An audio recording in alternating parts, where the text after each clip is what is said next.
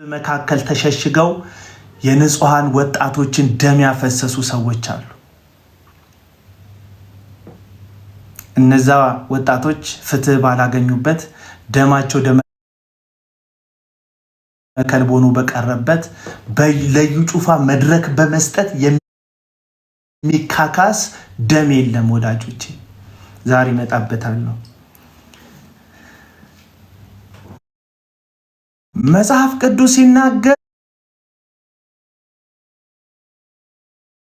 ህይወት የሚገኝበትን ትምህርት ነው። የሃይማኖት ብሽሽቅ ታሪካችንን የሞላው ያልሰራ ነው። የቤት ስራ አለ። ምድራችን ላይ የፈሰሰ የንጹሃን ደም አለ። ጽድቅን የሚፈልግ ፍትህን የሚጠማ ብዙ ደም አለ። እኔ ፖለቲከኛ አይደለሁም፣ ፖለቲካ አይደለሁም እያወራ ያለሁት እኔ የወንጌል ሰባኪ ነኝ። እዩ ጩፋ የሚባል ግን ወንጌልን የሚመስል ወንጌል የያዘ ግን ፖለቲካ እየሰራ ያለ አመፀኛ ሐሰተኛ ነብይ ያለ እዚህ ምድር ላይ። እኔ ወንጌል ነው እየነገርኩ ያለሁት። ይሄ ወንጌል ውሸት አይናገርም። ሄሮዲያዳ የምትባል ሴት ባሏን ትታ ንጉስ ስታገባ ዮሐንስ የሚባል ጻድቅ ነብይ ልክ አይደለም ያደረጋችሁት ብሎ አንገቱን በወጭት አረደችውና የዮሐንስ መንፈስ የሚያመቻምች አይደለም፣ ፍትህን የሚናገር ነው። የቅዱሳን መንፈስ፣ የጻድቃን መንፈስ፣ የነቢያት መንፈስ ጽድቅን የሚያወራ ነው፣ እውነትን የሚያወራ ነው። ደም ፈሶ ጸጥ አይልም። ለዚህ ነው ቀደም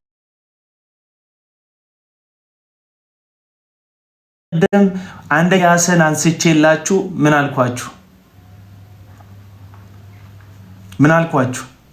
ኤልያስን አንስቼላችሁ እሺ ሃኒ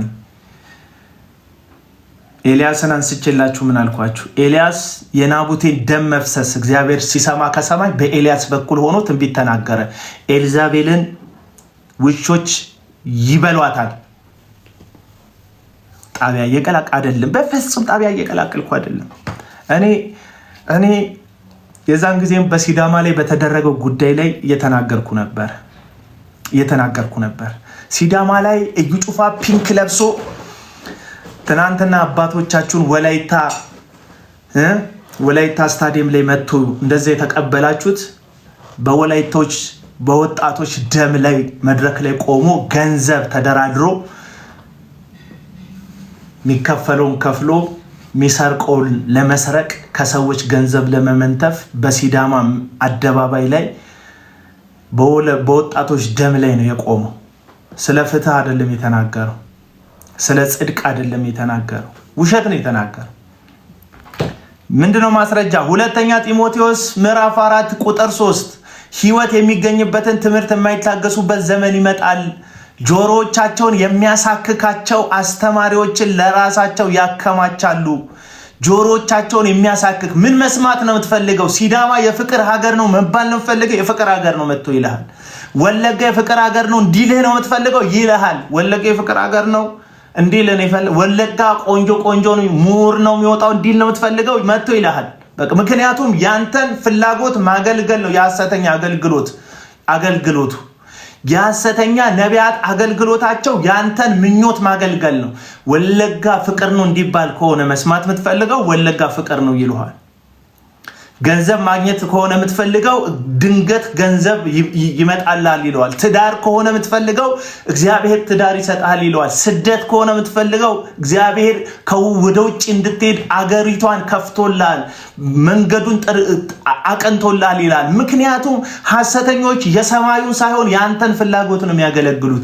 ያንተን ፍላጎት በማገልገል ውስጥ ታዲያ የራሳቸውን ፍላጎት ያገለግላሉ። ውሸት ነው ይለኛል እዩ ጩፋ።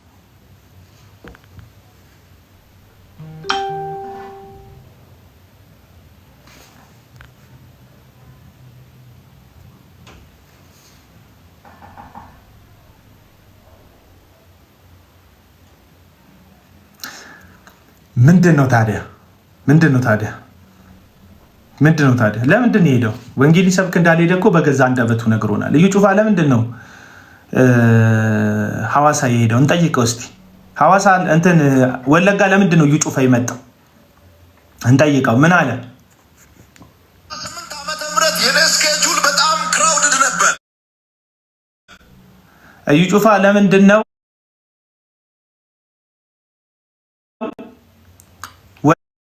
ወለጋ የሄድከው?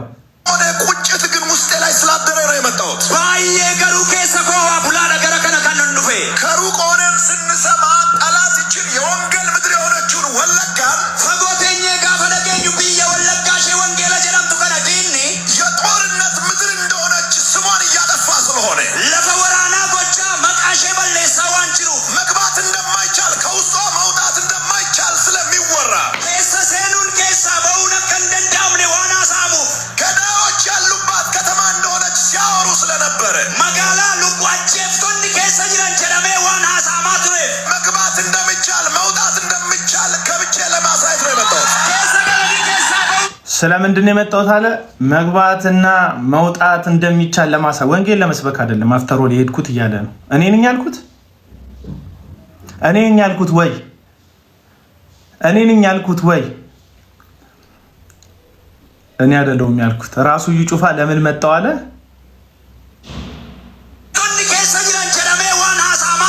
መግባት እንደሚቻል መውጣት እንደሚቻል ከብቼ ለማሳየት ነው የመጣሁት። መግባት እንደሚቻል መውጣት እንደሚቻል ገብቼ ለማሳየት ነው የመጣሁት። ለምንድን ነው የመጣኸው?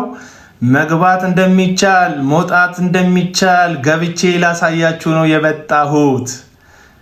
ኢየሱስን ልሰብክ ነው አለ። ወንጌል ልነግራችሁ ነው አለ። የምስራች ልነግራችሁ ነው አለ። ንስሐ እንድትገቡ ምድሪቷ ላይ ደም ፈሷልና ስለፈሰሰው ደም አብረን እንድናለቅስ ነው የመጣሁት አለ አላለም? እውነቱን እንነጋገር። ኢትዮጵያ ውስጥ በአራቱም አቅጣጫ ደም አልፈሰሰም? በወለጋ ምድር ደም አልፈሰሰም? ወገኖች ደም አልፈሰሰም? ህዝብ አልሞተም? የተገደለ ህዝብ የለም? የተነሳ አመጽ የለም?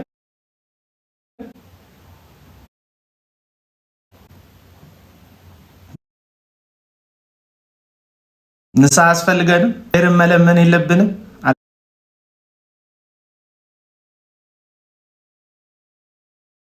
አልበደልንም? በመልኩ በአምሳሉ የተፈጠረ በአዋሳ የሞተ ሰው የለም? በሲዳማ ምድር የወላይታዎች ደም አልፈሰሰም? መንገድ ላይ ወጣት አልተገደለም? ሴት አልሞተም? አልተደፈረም? ቤት ንብረታቸውን አልተቀሙ? በጠራራ ፀሐይ አልተባረሩ? በትግራይ ምድር ሰው አልሞተም? ህዝብ አልሞተም? በአማራ ምድር ህዝብ አልሞተም? በወለጋስ ህዝብ አልሞተም? አላለቀም? ብዙ ወጣቶች መንገድ ላይ አልቀሩም? ቤተሰቦች አልተገደሉም? ሰዎች አልተደፈሩም? ሐሰተኛ ነቢያቶች የእግዚአብሔርን ፍትህ የእግዚአብሔርን ጽድቅ አይነግሯችሁ። የሚነግሯችሁ መስማት የምትፈልጉትን ነገር ነው። ሁልጊዜ መጥተው የሚነግሯችሁ ማድመጥ የምትፈልጉትን ነገር ነው። የሚነግሯችሁ ነገር እውነት ነው እውነት አይደለም ማለት። ሰይጣን ሔዋን ጋር መጥቶ ሙሉ ውሸት ነገራት እንዴ? እውነት አልነገራትም? ክፉና ደጉን እንዳታውቁ ነው እግዚአብሔር ይህንን አትብሉ ያላችሁ አላላቸው? እውነት የለውም ሰይጣን ግማሽ እውነት ስለሚናገር ሰይጣን የብርሃን መልአክ ይሆናል? እዩ ጩፋ የሚናገረው ሁሉ ውሸት ነው አልኩ? ስለወለጋ አላልኩም። ፍላጎትህን ግን የሚነግርህ ሁሉ በሁሉ የሆነ እውነት ስለሚነግርህ ሳይሆን ሰይጣን ለሔዋን እውነትና ውሸት ቀላቅሎ እውነት ሲደመር ውሸት ቀላቅሎ ከአምላኳ ጋር እንዳጣላት ሐሰተኛ ነቢያት እውነት ሲደመር ውሸት ነግረው ከአምላክህ ያፋቱና የራሳቸው ባሪያ ያደርጉሃል፣ የራሳቸው ተላላኪ ያደርጉሃል። ልክ የላም ጠጃ የእናቷን ወተት ለመጋት የእናቷን ወተት ለመጥባት የእናቷን ወተት በአፏ ነካ አድርጋ ወተት ሲወጣላት እንደምትወስድ ወደ ውስጧ እንደምትስበው ልክ እንደዛ ፍላጎትህን ነካ እያደረጉ ፍላጎታቸውን ከውስጥ ሳክ ያደርጋሉ። እነዚህ ሰዎች ይመጠምጡታል። ፍላጎትህን ይነግሩሃል መጀመሪያ፣ ከዛ በፍላጎት በኩል ፍላጎታቸውን ያሳካሉ። የትኛው ሀገር ነው የትኛው የእግዚአብሔር ነብይ ነው ፖለቲካ የሚሰራው ፕሮፓጋንዳ የሚሰራው? ነብይ ፕሮፓጋንዳ ይሰራል እንዴ? ስለምንድን ነው ሐዋርያትን የላካቸው?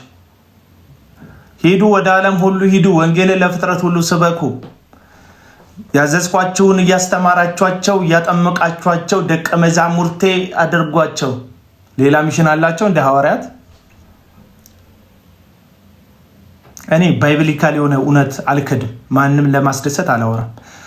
መጽሐፍ ቅዱስ እግዚአብሔር ለሾማቸው ባለስልጣናት ሹማምንት እንድንታዘዝ እንድንገዛ መጽሐፍ ቅዱስ ያዛል።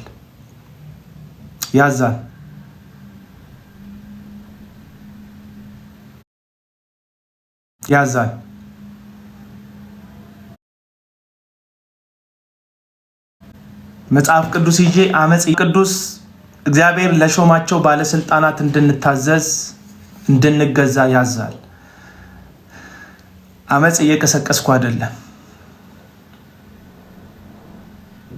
ይሄ የእግዚአብሔር ቃል ግን ስለ ፍትህ አምላክ ስለ እግዚአብሔር ያወራል። እግዚአብሔር የፍትህ አምላክ ስለሆነ የናቡቴ ደም በእርሻ ውስጥ ፈሶ አይቀርም። እውነተኛው ነብይ ኤልያስ ደም ያፈሰሰች በሐሰተኛ ምስክሮች በኩል የናቡቴን ደም ያፈሰሰች ኤልዛቤል በእርሻ ውስጥ ደግሞ እሷም ደሟ እንደሚፈስ ማን እንደሆነች እስካትታወቅ ድረስ ፊቷ እንደሚበላሽ ተናግሯል። ትንቢቱም ተፈጽሟል። እግዚአብሔር የጽድቅ አምላክ ስለሆነ የእግዚአብሔር ሰው መጥምቁ ዮሐንስ ንጉሥ ቤት ፍትህ ሲጣመም ፍርድ ሲዛባ በድፍረት ተናግሯል። ለዛም ደግሞ አንገቱን በወጭት ተቆርጦ ተሰውቷል። ጽድቅ እውነትን ነው የሚናገረው። እዩ ጩፋ ሄዶ ምን አላቸው? ወዳጆች ምን አላቸው? እዩ ጩፋ ሄዶ ለምን ትግራይ አትሄድም? ለምን አማራ ክልል ሄዳ አሰብካቸው?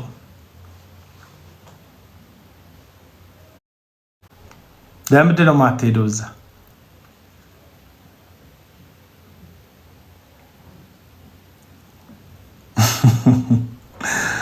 እንደዚህ ይላል። ይኸውላችሁ ወለጋ ላይ ምን የሌለ ነገር አለ?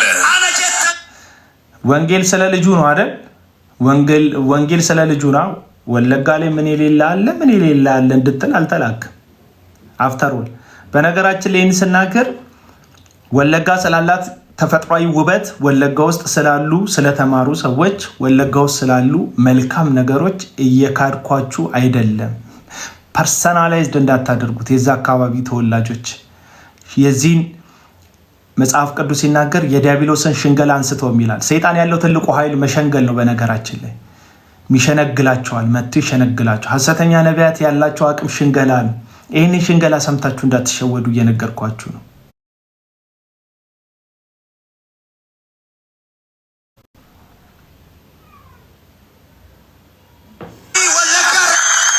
ይህ ህዝቡ የሚጮኸው ስለ ኢየሱስ ክርስቶስ ሰምቶ ሳይሆን ስለ ራሱ ሰምቶ ነው። ህዝቡ እየጮኸ ያለው ምን እያልኳችሁ ነው? ይሄ ህዝብ እየጮኸ ያለው ስለ ኢየሱስ ክርስቶስ ሰምቶ ሳይሆን ስለ ራሱ ሰምቶ ነው። ሰው ሲባል ወለጋ ይገኛል። ነመዴራ ጋፈ ደሙ ነመ ወለጋ ጅራ። ቆንጆ ሰው ሲባል ወለጋ ይገኛል። ነመ በሬዳ ጋፈ ደሙ ወለጋ ጅራ። አብራሪ ሲባል ወለጋ ይገኛል። ፓይለቲ ጋፈ ጀር ወለጋ ጅራ። ዶክተሮች ሲባል ወለጋ ይገኛል። ተመራማሪዎች ሊገርም አእምሮ ያላቸው ሰዎች ሲባል ከወለጋ ይፈልቃል። ኮረቶታ ጋፈ ጀረመን ወለጋን ከሰ ጅራ። በጣም ብዙ ኃያላን ሲጠየቁ ከወለጋ ይባላል። ጀቸቦኒ ባየን ጋፈ መቃዳማን ለበ ወለጋ ራ ጀዳማ ወለጋ። ይህንኑ ተመሳሳይ ንግግር ስለ ወላይታ የተናገረውን ላሰማችሁ፣ ጠብቁኝ። እስከዛ ጂጂዬ ጥቅሱን ኮፒ አድርጊና ቀደም ህይወት የሚገኝበትን ትምህርት የማይታገሱበት ዘመን ይመጣል የሚለውን እንትን አድርጊልኝ፣ እላይ ፒን አድርጊልኝ።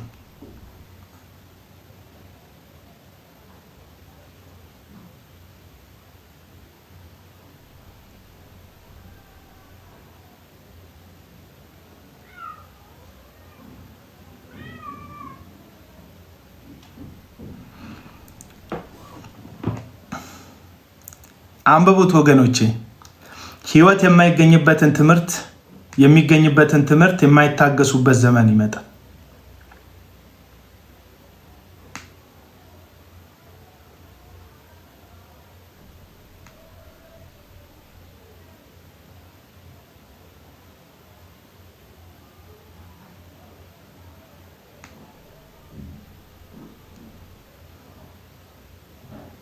እግዚአብሔር የፍትህ አምላክ ነው ብላችሁ ጻፉልኝ ወዳጆች።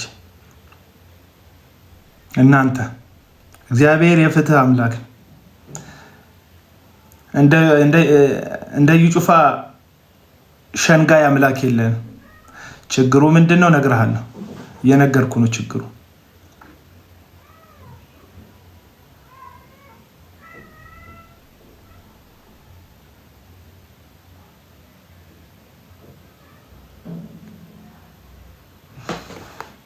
ይህንን ደግሞ ስሙት።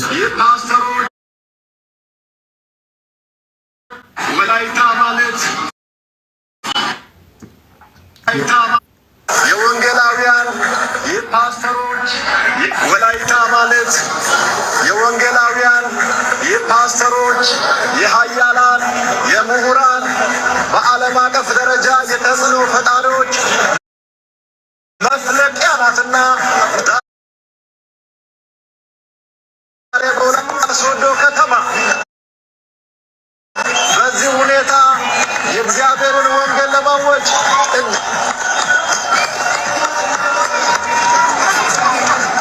በዚህ አይነት አስገራሚ በሆነ ፍቅር ዌልካም ለማለት ወደ እኔ ለምን መልካም ተናገር አይደለም እያልኳቸው ያለሁት። የዚህ መልካም ንግግር መጨረሻው ምንድን ነው?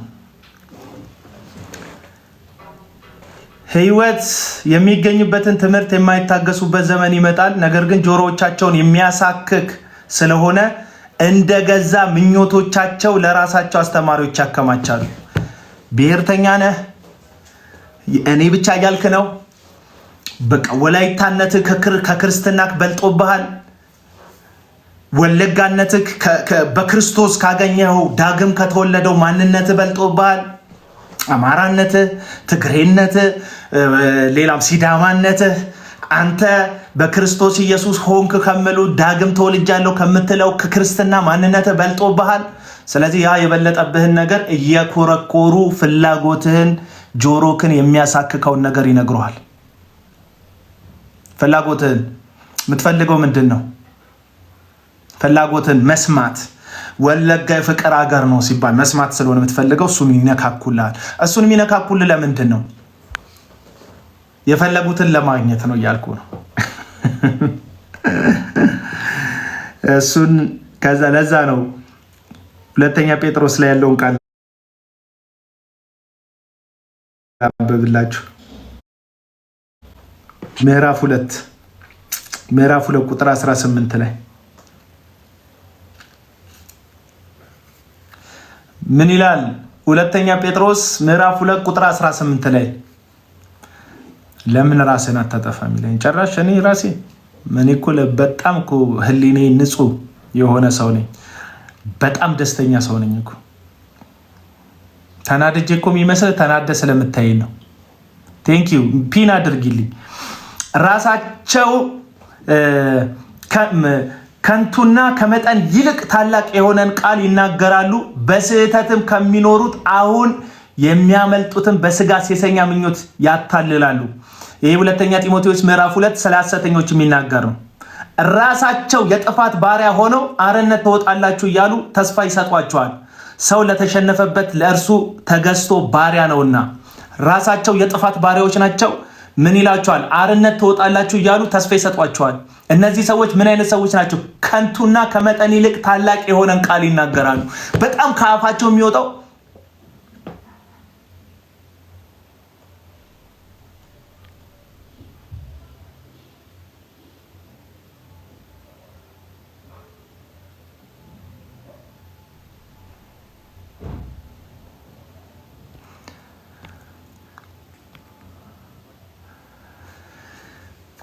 ሪፖርት ተደራጅተው ሪፖርት እያደረጓት ነው። አካውንቴ በርቱ በርቱ። በሪፖርት እስቲ ያደለ ተባብረን እስቲ ሪፖርት እናደርጋለን ተባብረን እንጂ ሐሳብ ነው እየሰጠ ያሉት ወላይታ እንደዚህ ናት ብሎ የሚናገረው እዩ ጩፋ ተመሳሳይ ቃል ሲዳማ እንደዚህ ነው ብሎ የሚዋሽ እዩ ጩፋ ነው። በተመሳሳይ ቃል ወለጋ እንደዚህ ነው እያለ የሚናገር እዩ ጩፋ ነው። እኔ ወለጋም ችግር አይደለም፣ ሲዳማም ችግር አይደለም፣ ወላይታም ህዝቡ ችግር አይደለም። ህዝቡ ምን ያደርግ? ህዝቡ ግን ያልባነነበት የተኛበት አንድ ነገር አለ። ህዝቡ ያልነቃበት አንድ ነገር አለ። ምንድነው ያልነቃበት ጉዳይ? እየሸነገሏችሁ ነው። ልክ ሔዋን በሐሳችሁ እባብ እውነት ሲደመር ውሸት ከእግዚአብሔር ጋር የሚያጣላ ነገር እንደተነገራት ሁሉ እባቡን ስለሆነ የሚያገለግሉት እነዚህ ሐሰተኛ ነቢያት ምን እያደረጉ ነው? እውነት ሲደመር ሐሰት እየነገሩ ከእግዚአብሔር ከአምላክ ጋር እያጣሉክ ነው። አለቀ በቃ። የሪያሊቲውን እናገር። ወለጋ ደም አልፈሰሰም እንደ ወገኖቼ? በሲዳማ ምድር የወጣቶች ደም አልፈሰሰም እንደ ወገኖቼ? እግዚአብሔር የጽድቅ አምላክ እንደሆነ አታምኑ? እግዚአብሔር ፍትህን እንደሚናገር ለፍትህ እንደሚቆም አታምኑ?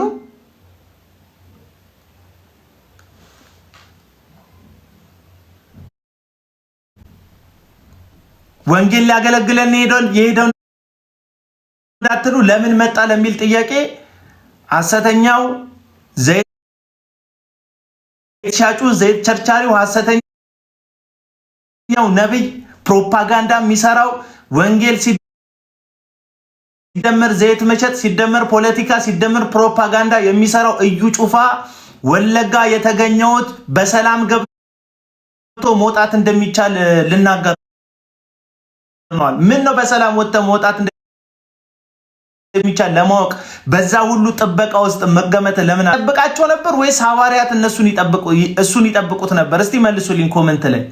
ሐዋርያት የኢየሱስ ጠባቂዎች ነበሩ ወይስ ኢየሱስ የሐዋርያት ጠባቂ ነበር? እስቲ ማን ነው የሚጠብቀው? ሐዋርያቱ ነው እየጠበቁት የነበሩ የምትሉ ሰዎች ጻፉልኝ። ሐዋርያት ኢየሱስን እየጠበቁት ነበር የምትሉ ሰዎች። አንዳንድ ደፋር ሰባኪዎች ምን ብለዋል መሰለ? ይሄ አሁን ካውንስል ውስጥ ሹመት ያገኘው ሐሰተኛው ሐዋርያ ዘላለም ጌታቸው የሚባል ሰው ለመጀመሪያ ጊዜ በፕሮቴስታንት ታሪክ ውስጥ እሱ ነው በጋርድ ታጅቦ መውጣት ያሳያቸው ለብዙ ሐሰተኞች ማለት ነው። ዛሬ እንደ እውነት ተናጋሪ ሐሰተኞች በዝተዋል እያለ ሚዲያ ላይ ሐሳብ ይሰጣል። ዘላለም ጌታቸው አንድ ቀን ሲጠየቅ ኢየሱስ እኮ በ12ቱ ይጠበቅ ነበር አለ። ኢየሱስን የሚጠብቀው ሐዋርያት ነው ኢየሱስን የሚጠብቁት። እስቲ ልመልሱልኝ። እኔ መጽሐፍ ቅዱስ ላይ ሳነብ ዮሐንስ ወንጌል ምዕራፍ 17 ላይ ኢየሱስ ክርስቶስ የመጨረሻውን ጸሎት ሲጸልይ አንተ የሰጠኸኝን እነዚህን ከጥፋት ልጅ በቀር ጠብቄ ለአንተ ሰጠዋል።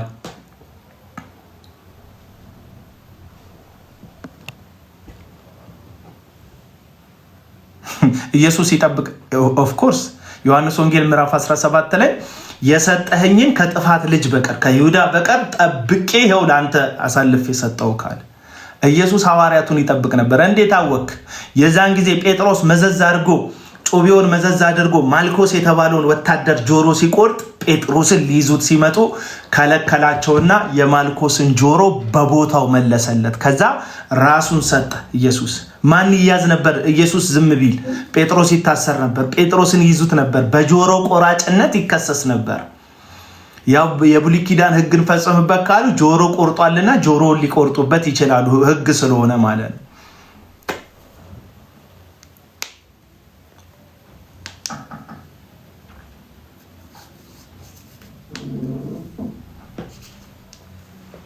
ስለዚህ ይጩፋ ለወንጌል አይደለም የሄደው፣ በዛ ምድር ላይ ለወንጌል አይደለም የሄደው። አሁን ደግሞ ተደረበው ኮመንት ላይ ያየው ነው የኦሮሚያ ስም ያላቸው ሰዎች መሳደብ ጀምሯል። የምትሳደቡለት እውነት ስለነገራችሁ ጽድቅ ስለነገራችሁ የክርስቶስን ወንጌል ይዞላችሁ ስለመጣ አይደለም። የምትፈልጉትን ፕሮፓጋንዳ ስለተናገረላችሁ ነው እየደገፋችሁት ያላችሁት። አሁን አንድ ዶክተር ነኝ የሚል ላሰማችሁ። አንድ ዶክተር ነኝ የሚል ፎሎ ባክ መልሼ የለ ነበር አንፎሎ አደረግኩት። አሁን ምን ይላል መሰላችሁ? ይሄ ሰው እንደዚህ ይላል፣ ላሰማችሁ። ሁለት ሰዎች ላሰማችሁ። ይሄ ዶክተር ይልማ አበራ ይባላል። ስለዚህ ነቢይ ብዙ ዶክተር ይልማ አበራ የኦሮሞ ተወላጅ ነው።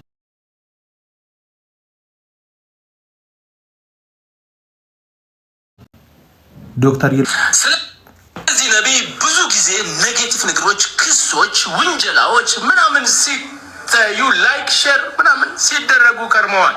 ሰውን እስቲ መልካም ሲሰራም መልካም ነው ማለትን እንልመድ። በወለጋ ጎዳናዎች እየተዘዋወረ ወንጌል ከመስበኩ በተጨማሪ ብዙ ሰዎች ከመዳናቸው በተጨማሪ የለምለሚቱን ወለጋ የሰላም መሆን መልካም መሆን ብዙ ነገር መለወጡን ለዓለም ከሚሊየን በላይ ለሆኑ ሰዎች በማሳየቱ ራጂ ኢዩ ጩፋ ባየ ገላቶሚ ብያለው። ስለዚህ ነቢይ ብዙ ይህ ሰውዬ ነብዩ ጩፋ ለማመስገን የተነሳው ወንጌልን ስለተናገረ ምናምን አይደለም፣ ኦሮሞ ስለሆነ ወንድማችን። አክቹሊ እኔም ኦሮሞ ነኝ እንዳትሳሳቱ ብዬ እኔም ኦሮሞ ነኝ።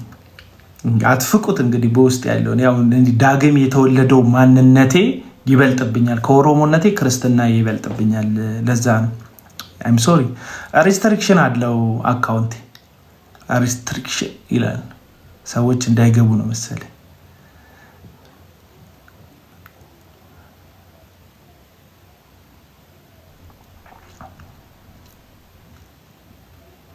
ከኦሮሞነቴ ግን ክርስትና ይበልጣል።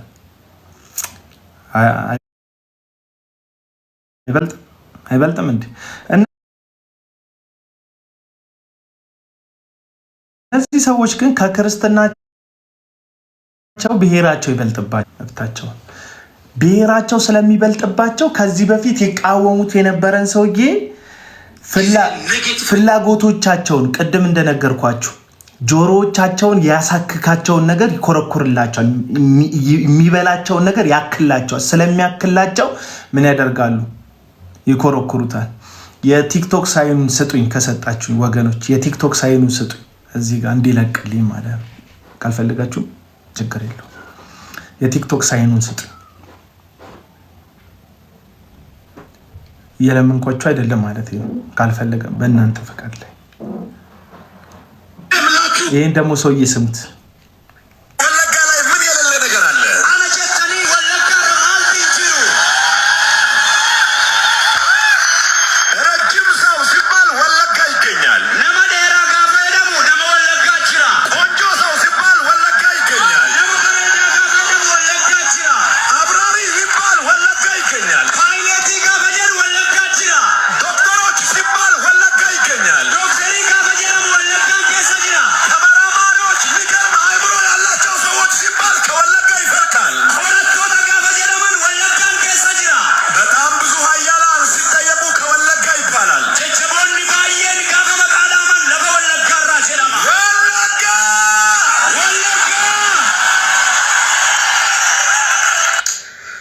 ይህንን ቪዲዮ ሼር፣ ኮፒ ሊንክ፣ ሪፖስት የማታደርግ ከሆነ አንተ እውነትም የወለጋ ጠላት ነህ። በድጋሚ ነው የምነግርህ፣ የወለጋ ጠላት ነህ።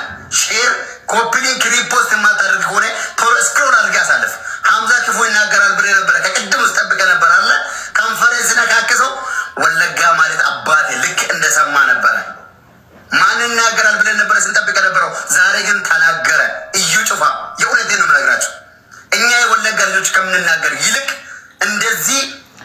ስለዚህ አጀንዳው ኢየሱስን መናገር ሳይሆን ሰውን ማስደሰት ነው። ሐሰተኛ ነቢያት ያንን ነው የሚያደርጉት ልላችሁ ፈልጌ ነው። ያንን ነው የሚያደርጉት ሐሰተኛ ነቢያት። አንደኛ ነገሥት መጽሐፍ ምዕራፍ 22 ላይ ያለ አንድ ታሪክ ላንብብላችሁ። አንደኛ ነገሥት ምዕራፍ 22 ላይ ያለ አንድን የእግዚአብሔር ቃል ሐሳብ ላንብብላችሁ። አንደኛ ነገሥት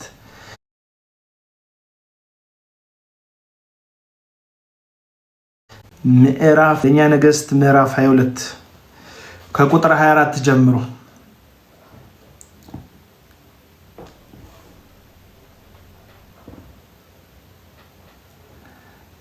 ከሙሉ ታሪኩን ላንብብላችሁ። ወደ ላይ 24 ነው የምፈልገው። ሙሉ ታሪኩን ላንብብላችሁ።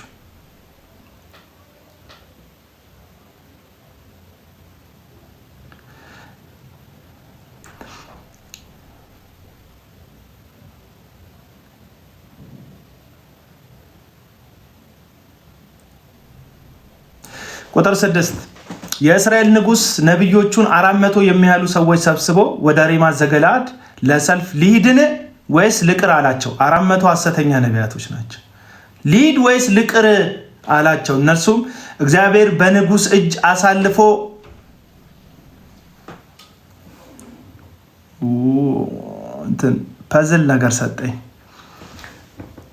ፐዝል ነገር ሰጠኝ። እሺ የእስራኤል ንጉስ ነቢያቶቹን 400 የሚያህሉ ሰብስቦ ወደ ሬማት ዘገለዓድ ለሰልፍ ልሂድን ወይስ ልቅር አላቸው። እነርሱም እግዚአብሔር በንጉስ እጅ አሳልፎ ይሰጣታልና ውጣ አሉት። ኢዮሳፍጥ ግን እንጠይቀው ዘንድ ሌላ የእግዚአብሔር ነቢይ በዚህ ይገኛል አለ። 400 የሚያክሉ ነቢያት ናቸው ተጠርተው ትንቢት እንዲናገሩ ተጠሩ። ነቢዩ ምን አላቸው? በሬማት ዘገለዓድ በሚባል ቦታ ለጦርነት ልወጣ ነው። በዛ ልውጣ፣ እግዚአብሔር ምን ይላቸዋል? የእግዚአብሔር በጎ ፈቃድ ነው፣ የእግዚአብሔር በጎ ፈቃድ ነው፣ እግዚአብሔር ከኔ ጋር ይሆናል፣ ልውጣ ብሎ ሲጠይቃቸው 400 በአንድ ድምፅ ምን አሉት? ውጣ፣ እግዚአብሔር ካንተ ጋር ነው፣ ድል ይሰጥሃል ሲሉት ኢዮሳፍጥ የሚባል ንጉስ አብሮ ነበር ከእስራኤል ንጉስ ጋር። እንደዚህ አለ የይሁዳ ንጉስ፣ እንደዚህ አለ እንጠይቀው ዘንድ ሌላ የእግዚአብሔር ነቢይ በዚህ አይገኝምን አለ። 400ም እኮ ጥሩ ትንቢት ተናግረዋል። ከ400 ሌላ ፈለገ። ከዛ እንደዚህ አለ የእስራኤል ንጉስ ኢዮሳፍጥን እግዚአብሔርን የምንጠይቅበት የይምላ ልጅ ሚክያስ የሚባል አንድ ሰው አለ፣ ነገር ግን ክፉ እንጂ መልካም ትንቢት አይናገርልኝምና እጠላዋለሁ አለው። ሰምታችኋል? የይምላ ልጅ ሚልኪያስ የሚባል በእኛ በዚህ አለ፣ ሁሌ ሲነግረኝ ክፉ ትንቢት ስለሚነግረኝ እጠላዋለሁ። ሰዎች እውነት የሚነግራቸውን ሰው አይወዱም ወዳጆች። አሁን ምደብርህ እዚህ ውስጥ ያለ ይሄን ቃል ለራሴ ጥቅም እያዋልኩት አይደለም። አብዛኛውን ሰዎች ምደብርህ እውነት ስለምነግርህ ነው። ሪያሊቲውን ነው ምነግርህ። ምደብርህ የሚያንዘረዝር እንዲነ ስታይ የሚያጥወለውለ በቃ የሚያጥወለውለ ስደቦ የሚል እናት እንዴት ሆነ ምናምን ያ ኮመንት ላይ መጽፈው እውነት ስለሚመርህ ነው እውነቴ።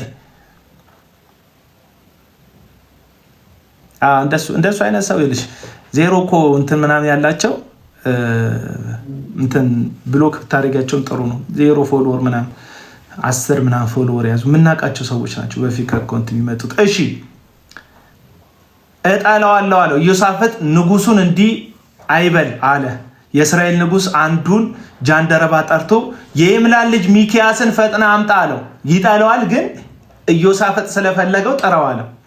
ቁጥር 10 የእስራኤል ንጉስና የይሁዳ ንጉስ ኢዮሳፍጥ ልብሰ መንግስት ለብሰው በሰማሪያ በር መግቢያ አጠገብ በአደባባይ በዙፋኖቻቸው ላይ ተቀምጠው ነበረ። ነቢያቶቹ ሁሉ በፊታቸው ትንቢት ይናገሩ ነበረ። የከነዓን ልጅ ሴዴቅያስ የብረት ቀንዶችን ሰርቶ እግዚአብሔር እንዲህ ይላል እስኪጠፋ ድረስ በእነዚህ ሶርያውያንን ትወጋለህ አለ። ነቢያትም ሁሉ እግዚአብሔርን በንጉስ እጅ አሳልፎ ይሰጣታልና ወደ ሬማት ዘገለዓድ ሂድ ተከናወን እያሉ እንዲህ ትንቢት ይናገሩ ነበረ።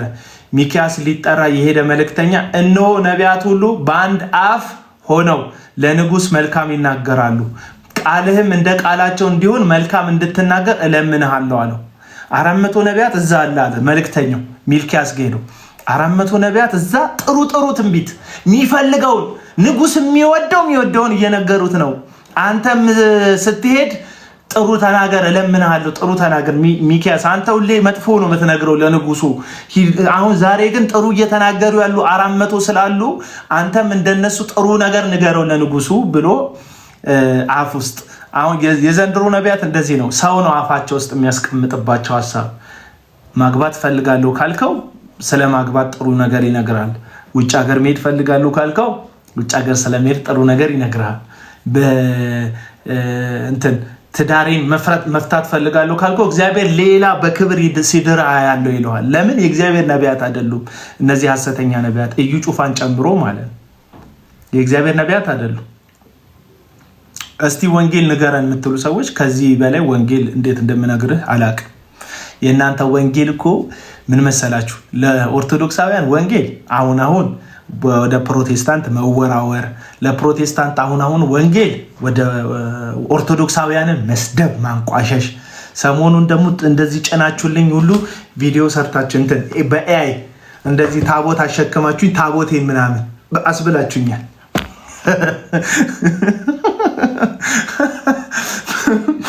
እና ይመቻችሁ የፈለጋችሁትን ልታደርጉ ትችላላችሁ። አንዳንዱ ደግሞ አብሮኝ የበላ አብሮኝ የጠጣ ነው ተሰብስቦ እሱ ይሄ ልጅማ ለኦርቶዶክስ ጥሩ ስላወራው ለምን እንገዳደላለን? ዝም ብንባባል ራሱ አሁን ባለበት የኑሮ ውድነቱ ከቀጠለ እኮ አንዳንዶቻችን ርቦን መሞታችን አይቀር ወዳጆች። በዚህ ከቀጠለ ለምን እርስ በርስ እንገዳደላለን? ለምን እርስ በርስ እንጠላላለን? ኦርቶዶክስን ለምን ትጠላዋለህ? ኦርቶዶክሱስ ለምን ፕሮቴስታንቱን ትጠላዋለህ? በአንዳንድ እዚህ ባለጌ በሆኑ ቲክቶክ መተዳደሪያቸው በሆኑ ሰዎች ምክንያት ከዛ ያልፋል። ህዝብና ህዝብ መዋደድ አለበት፣ መፋቀር አለብን። ወንጌል አንተ የምትከተለውን እምነት እንዲያምንልህ ከሆነ የፈለግ አፍቅረው፣ ውደደው፣ ፍቅር ብቻ ስጠው። ከዛ በኋላ ወደ አንተ ይምጣ ከፈለግ ምን ችግር አለ? እና ተውት፣ ይሄ የጥላቻ መሰባበቁን ምንም አይጠቅመንም። እና ቁጥር 12 ነቢያት ሁሉ እግዚአብሔር በንጉሥ እጅ አሳልፎ ይሰጣታልና ወደ ሬማት ዘገለዓድ ሂድ ተከናወን ይላሉ። ሚክያስንም ሊጠራ ሄደ መልእክተኛ እነሆ ነቢያት ሁሉ በአንድ አፍ ሆነው ለንጉሥ መልካምን ይናገራሉ፣ ቃልህም እንደ ቃላቸው እንዲሆን መልካምም እንድትናገር እለምንሃለሁ አለው። ሚልክያስም ሕያው እግዚአብሔር የሚነግረኝን እርሱን እናገራለሁ። ኢየሱስ ጌታ ነው። ነብይ ማለት ሚክያስ ማለት ነው። እግዚአብሔር ይመስገን። እንዴት ልቤ ሐሴት እንደሚያደርግ በዚህ ሰዓት ጌታ ኢየሱስ ምስክሬ ነው። እንዴት ሐሴት እግዚአብሔርን አለ እውነተኛ ነብይ እንደው እግዚአብሔር የነገረኝን ብቻ እናገራለሁ። ፕሮፓጋንዳ አይደለም። እውነተኛ ነብይ ፕሮፓጋንዳ አይደለም። የምትፈልገውን አይደለም የሚነግርህ እግዚአብሔር አምላኩ የሚፈልገውን የሰማዩ ጌታ የነገስታቱ ንጉስ የሁሉ ፈጣሪ መላእክትን የፈጠረ ሕያዋንን የፈጠረ ግዑዙን የፈጠረ ሁሉን ካለመኖር ወደ መኖር ያመጣ በሕያው ቃሉ በጥሪው ብቻ ሰማይ ሲል ሰማይ የመጣለት ምድር ሲል ምድር አቤት ያለው ባህራትን የፈጠረ የብሱን የብስ ያደረገ በውሃ ውስጥ ያሉትን ከውሃ ውጭ ያሉትን በአየር ላይ የሚበሩትን ሕያዋን ተንቀሳቃሽ ፍጥረታትን ሁሉ በገዛ ስልጣኑ የፈጠረ ከሱ በላይ ማንም የሌለ የነገስታት ንጉስ የጌቶች ጌታ የኃያላን ሁሉ ኃያል የሆነ ኢየሱስ ክርስቶስ የነገስታት ንጉስ እሱም ብቻ። እኔ በቃ 400 አንድ ላይ ስለዘላበዱ አይደለም። እውነተኝነት ብዛት አይደለም። እውነተኝነት አብሮ ማደም አይደለም። አንዳንዶች ይመስላችኋል ቪዲዮዎቻቸውን ብዙ ሰው ላይክ ስላደረገላቸው እውነት ይመስላቸው አይደለም። ብራዘር ብዙ ሰው ኮመንት ላይ ስለሰደበ ያስከው ውሸት እንዲመስል ሊያስመስል አይደለም። ብራዘር እውነት ከእውነተኛው አንፃር ነው የሚታየው፣ ከብዛት አንፃር አይደለም የሚታየው። ከብዛት አንፃር ቢሆንማ ብቻውን የቆመ የአባቱን ውድ ፍቃድ ሊፈጽም ራሱን አሳልፎ ሊሰጥ ያለ ኢየሱስ እኮ ብዙ ድምፅ ነው ይሰቀል ያለው። ምን ያህል ይሰቀላል? የተሰበሰበው ህዝብ ሁሉ ኢየሱስን ይሰቀላል። እና ትክክለኝነትን እንዴት በብዛት ታያዋለ? እውነት ራሱ ኢየሱስ ነው እንጂ ይሰቀል የሚሉት የውሸት ድምጾች እኮ አይደሉም። እውነት ራሱ ክርስቶስ ነው። አለቅ እና እንደዚህ አለ እግዚአብሔርን ሚክያስን ሕያው እግዚአብሔር የሚነግረኝን እርሱን እናገራለሁ። እውነት ነው። ውጣ ተከናውን ካለኝ እለዋለሁ፣ ካላለኝ አልለውም። ወደ ንጉስም በመጣ ጊዜ ንጉስ ሚክያስ ሆይ ወደ ሬማት ዘገለዓድ ለሰልፍ እንሂድን ወይስ እንቅር አለው። እርሱም ውጣ ተከናውን፣ እግዚአብሔር በንጉስ እጅ አሳልፎ ይሰጣታል ብሎ መለሰለት። ንጉሱም ከእውነት በቀር በእግዚአብሔር ስም እንዳትነግረኝ ስንት ጊዜ አምልሃለሁ አለው። እርሱም እስራኤል ሁሉን ጠባቂ እንደሌላቸው በጎች በተራራ ላይ ተበትነው አየሁ። እግዚአብሔርም ለነዚያ ጌታ የላቸው እያንዳንዱን በሰላም ወደ ቤቱ ይመለስ አለ ብሎ ተናገረ። የእስራኤል ንጉሥ ኢዮሳፍጥን ክፉ እንጂ መልካም እንዳይናገር አላልኩምን አለው። እስራኤል ሁሉ መንጋ ጠባቂ እንደሌለው ተበትኗል። ሄደ ትገደላለህ ያለው ባጭሩ፣ በአማርኛ ሄደ ትሞታታለህ፣ እግዚአብሔር ካንተ ጋር አይወጣም ሰልፉ ላይ አለው።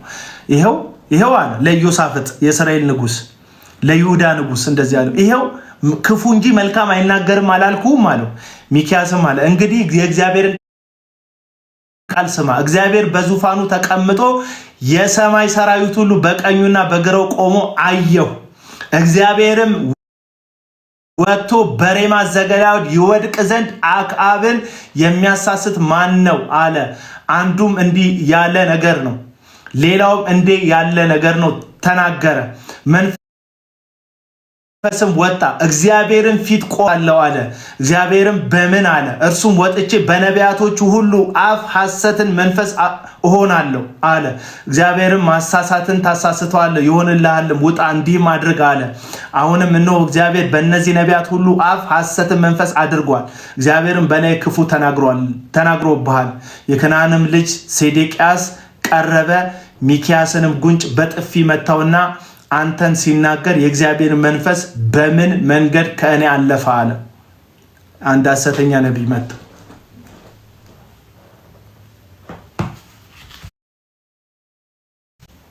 ምንድነው የምትለው ካላችሁኝ እያልኩ ያለሁት 400 ሐሰተኛ ነቢያት ንጉሥ የሚፈልገውን ነው የሚናገሩት።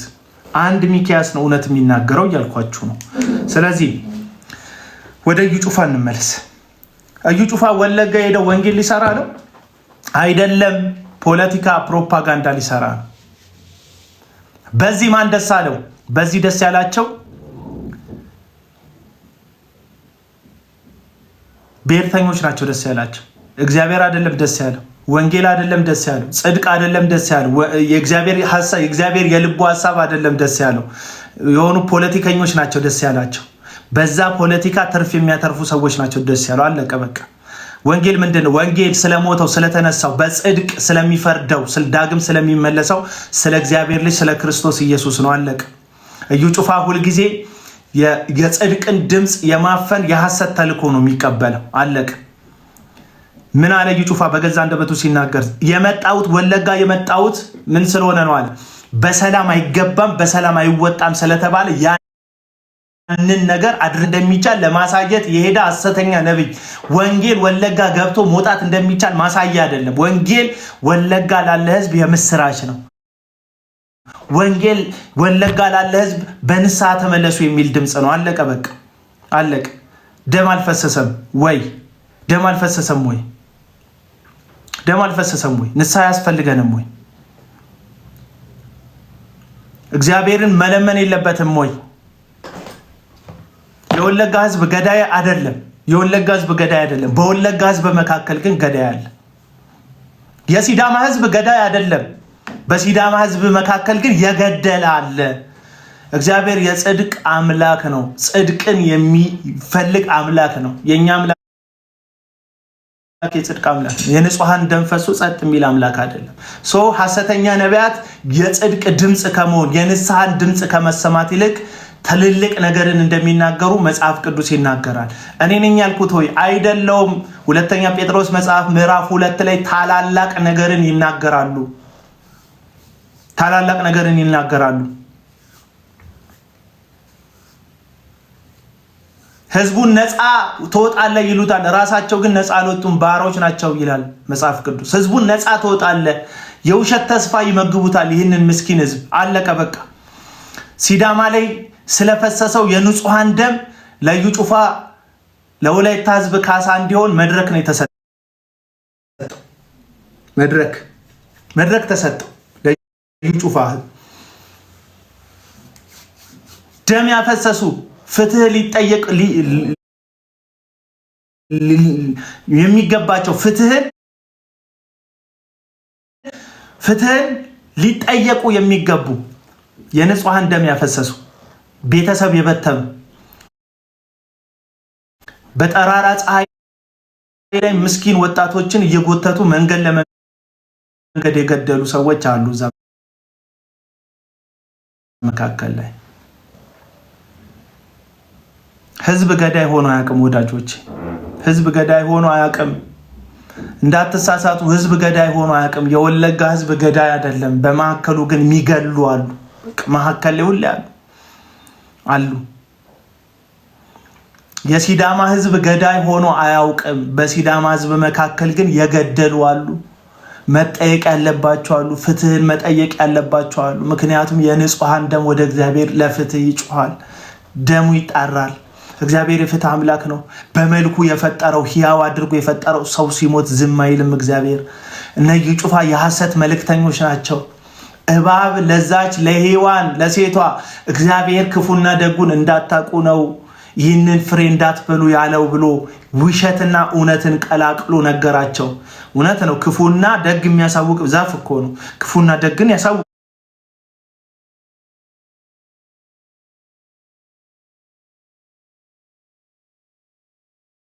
ዛፉ። ሰይጣን ውሸት ተናገረ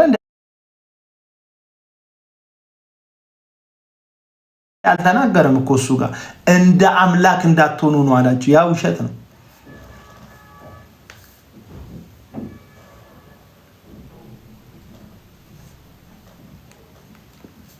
ፖለቲካ አይደለም የተናገርኩት። ፖለቲካ አይደለም የተናገርኩት። ፍትህ ነው የተናገርኩት። ጽድቅ ነው የተናገርኩት። በነገራችሁ ላይ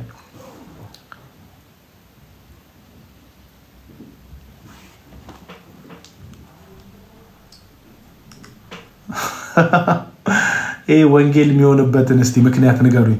ወለጋ ላይ ምን የሌለ ነገር አለ? አነጀተኒ ወለጋ ረማልቲ እንጂሩ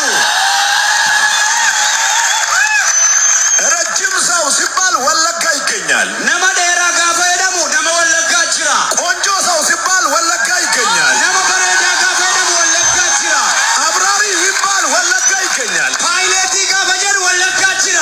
ዶክተሮች ሲባል ወለጋ ይገኛል። ዶክተሪ ጋፈ ጀር ወለጋ ከሰ ጅራ። ተመራማሪዎች የሚገርም አእምሮ ያላቸው ሰዎች ሲባል ከወለጋ ይፈልቃል። ቆረቶታ ጋፈ ጀረመን ወለጋን ከሰ ጅራ። በጣም ብዙ ኃያላን ሲጠየቁ ከወለጋ ይባላል። ጀጀቦኒ ባየን ጋፈ መቃዳማን ለበ ወለጋ ራ ጀረማ። ይሄ እናንተ መስማት የምትፈልጉት እንጂ ወንጌል አይደለም። ይሄ ወንጌል አይደለም። ቆንጆ ሰው ኬንያም ይገኛል፣ ደቡብ አፍሪካም ይገኛል፣ ህንድም ይገኛል፣ አሜሪካም ይገኛል። የተማረ ሰው ጣሊያን ይገኛል፣ ህንድ ይገኛል፣ ኢንዶኔዥያ ይገኛል። አውሮፕላን የሚያበርሰው ዓለም ሁሉ ላይ አለ። እውነቱን ልንገራችሁ፣ የተለየ ነገር የተለየ መልእክት የለም። ወንጌል ኃጢአተኛውን ሰው ስለ ጽድቅ ስለሞተለት፣ ስለ ኃጢአት ስለሞተለት ስለ ክርስቶስ ኢየሱስ ነው እንጂ ስለ ወለጋ ረዥምነት፣ ስለ ወለጋ ቁመተ ዛላነት፣ ውበት፣ አፍንጫ ሰልካካነት፣ ከንፈረ ቀጭንነት ማውራት አይደለም። ይሄንን ያወራው አንድ ፖለቲከኛ ቢሆን ምንም አንልም ነበር። አንድ ፖለቲከኛ ቢያወራ ቪዲዮ አልሰራም። ታውቃላችሁ፣ ብዙ ነገር ይወራል እዚህ ሚዲያ ላይ። ለማንም ቪዲዮ አልሰራም፣ ማንም አይመለከተኝ። አሁን አንድ ግለሰብ ይሄንን ሀሳብ ቢል ታዬ ደንዳ ወይም ጀዋር መሐመድ ወጥቶ ይሄንን ንግግር ቢናገር ምን አገባኝ? ምን አገባኝ ወገኖቼ። ዛሬ ደግሞ እንዴት ነው እኔ ራሱ የወለጎችን ማማር ከሰማሁ በኋላ ነው መሰለኝ በጣም ውብ ሆኖ ታየኝ።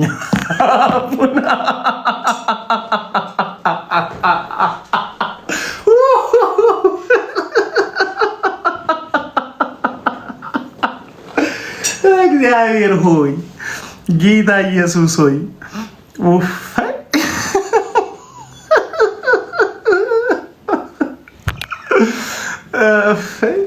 በተለይ ደግሞ ያንን ታቦት አስደረገው የሰሩት ኤአዩ እንዴት እንዳሳመረኝ ደግሞ አንድ ኤአይም ሰርታችኋል። ደግሞ ጠንቋይ እንትን እያጨስኩኝ ምናምንና አንዳንዴ ማኖ ትነካለለ። ማኖም አይነካ የለም፣ ተጫዋቸው ነው እባክህ። የሜዳው ላይ አመል ነው ማኖ። ምንም ፐርፌክት ነገር እኮ የለም። አሁን እዚህ ውስጥ እየተናገርኩ ያለሁት ሀሳብ እየነገርኳቸው ያለውን እኔ የኦሮሞ የወለጋ ህዝብ ቁንጅና በጣም ቆንጆ የወለጋ ህዝብ አለ። ምንም እንትን ይሄ ዳውትም አላደርግበትም። መልካም ህዝብ አለ። በጣም ቅን ህዝብ ነው ምናምን ምንም ዳውት የለብኝም። ግን አንድ ወንጌል የያዘ በመከራ ስለተሰደዱት እነዛ አይሁዶች መልእክት ሲጽፍላቸው አንድም ቦታ ላይ ከእናንተ መካከል ምሁር አለ በጣም ጥሩ ናችሁ ምናምን ያለበትን ንገሩኝ እስቲ። አያችሁ ይሄ የወንጌል መልእክተኛ ማንነት አይደለም። ወንጌል ለዚህ ነው እዩ ጩፋ ወንጌል ሰባኪ አይደለም እላችሁ። ማየ ሲዳማ ላይ ሄዶ ሲያገለግል ያገለገለበት ስፒሪት ፕሮፓጋንዳ ይባላል። እና ፕሮፓጋንዲስት አትከተሉ። ፕሬይ ፎር ዘም ይላል። ምንም እናቴ በአንድ እግርሽ ቆመሽ ብትጸልይ በአናትሽ ተተክለሽ ብትጸልይ ሐሰተኛ እውነተኛ አይሆንም። ይሄ የኔ አቋም ነው። የሚከራከረኝ ሰው ካለ መጥቶ አንድ ሐሰተኛ ጥቀስልኝ መጽሐፍ ቅዱስ ላይ ሐሰተኛ ነቢይ ተሻሽሎ ጥሩ ነቢይ የሆነበት እስቲ ንገረኝ። እንደው ተስፋ ያለው እኮ የሚመስለው ሐዋርያት ሥራ ምዕራፍ 8 ላይ ያለው ሲሞን የሚባለው ጠንቋይ ነው። ክርስትናን ተቀበለ፣ ግን አመሉ አልለቀቀውም። አይታችኋል። መጣና እናንተ እጃችሁን ጭናችሁ መንፈስ ቅዱስን እንደምትመሉ እስቲ እኔም ላደርግ ሲል ሂድ አንተና ገንዘብ እጥፋ፣ ምናልባት እግዚአብሔር ይቅር የሚል ከሆነ ጠይቀዋል። ምናልባት ያለው ይቅር ላይለው ይችላል ነው የጴጥሮስ ፍርሃት። እግዚአብሔር ይቅር ላይልክ ይችላል። ምናልባት ግን ይቅር ካለክ ጠይቀው እግዚአብሔር። እዚህ ጋር ጴጥሮስ ላማልድህ ሁሉ አላለው፣ ሂድና ጠይቀው። ምክንያቱም የእግዚአብሔርን ስጦታ በገንዘብ መግዛት ፈልጋል። አለቅ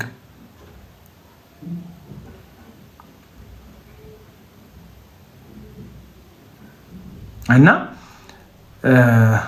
አስገባኝ እስቲ ናግባ ከተላዘዝክ አስወጣሃለሁ። ላዘዛለሁ ምናምን ካልክ አስወጣሃለሁ። ምንም እንደዚህ ዳውት አለ። በአንተ ምክንያት የሚሰበስበው ኦዲየንስ የለኝም። ቸሪ ነው ማለት ቸርነት ሰላም ነው። አቤት አሉ እግዚአብሔር። አዎ ቸርነት ነኝ። በሌጣ ስምክ ታምራለህ። ፕሮ ምናምን የሚለውን ፕሮ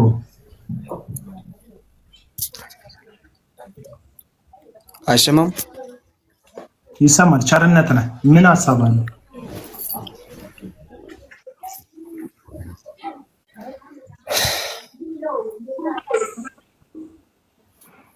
ምን ሀሳብ አለ? ኔትወርክ ነው መሰለኝ። አሁን እኔ ይሰማኛል እኮ ይሰማው። ዳኒ ይላል ቴንክ ዩ ፋሚሊውን እቺ ፕላሷን እየተጫናችሁ ምንም እንትን እቺ ፕላሷን እየተጫናችሁ ቤተሰቡ እቺ የልብ ቅርጿን እላይ ያለችዋን አልሰማም አይሰማም ስትል ይሰማችኋል ወገኖች?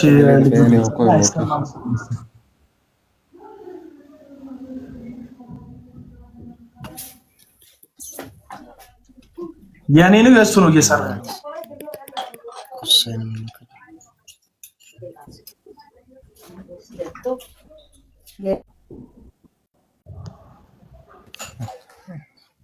በቃ አስተካክል ኔትወርክን ብራዘር። እዛ የምትጸልዩበት ተራራ ላይ ተገባ በቃ።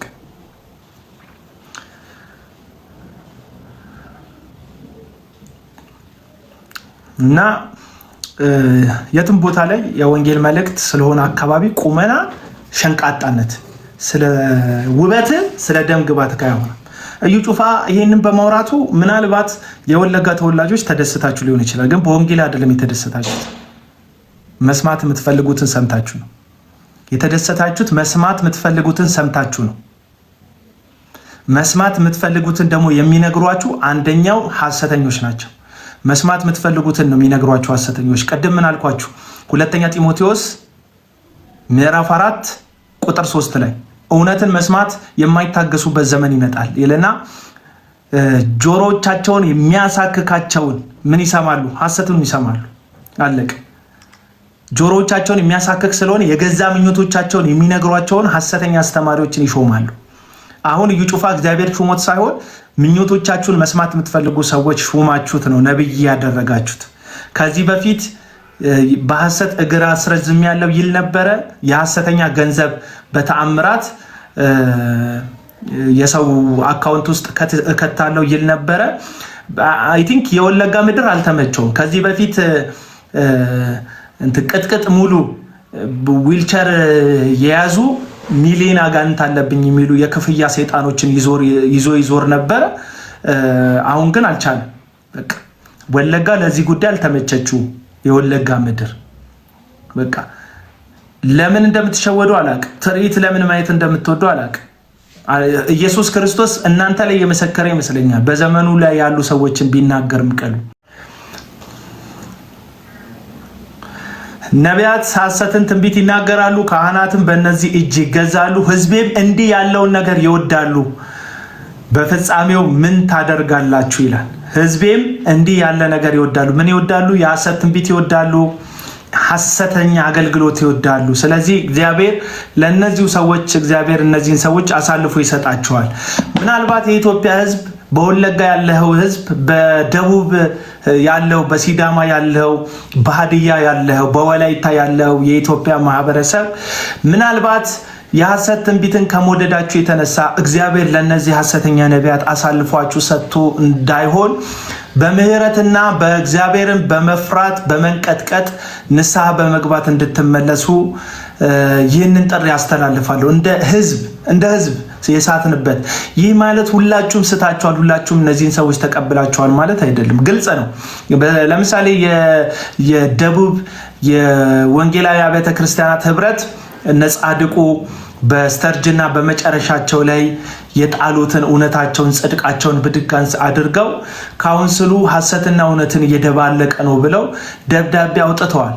አሁንም ስቲል እስካሁን ድረስ በደቡብ ኢትዮጵያ ውስጥ ለጽድቅና ለእውነት የሚሟገቱ ሰዎች መኖራቸው ተስፋ የሚያጨር ነው። የኢትዮጵያ ወንጌላውያን ነገር ትንሽዬ ጥቅጥቅ ያለ ጨለማ ቤት ውስጥ በሽንቁር ቀዳዳ ውስጥ የምትገባ ብርሃን ካለ ተስፋ አለ ማለት ነው። ሙሉ ለሙሉ ቢያንስ ጨለማ አይደለም።